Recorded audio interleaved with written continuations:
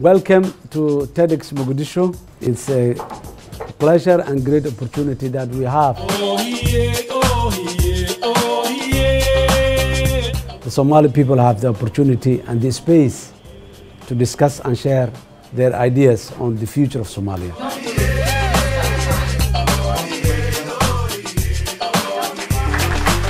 The theme is absolutely great, Rediscover Mogadishu. Mogadishu is one of the oldest cities in the Horn of Africa region, having ideas to address the challenges that are existing today in Mogadishu in terms of peace, in terms of security, in terms of economic development, in terms of social reconciliation and social integration. Mogadishu needs a lot of ideas and a lot of new creative solutions.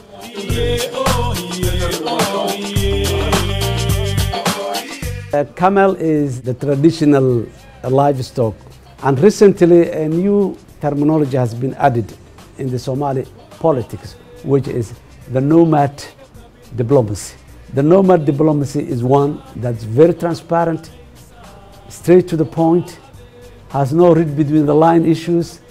So Camel again has that level of connotation, clarity, transparency. All are issues that are very, very important for the Somali people. And TEDx can make further progress on developing these new ideologies and new inceptions.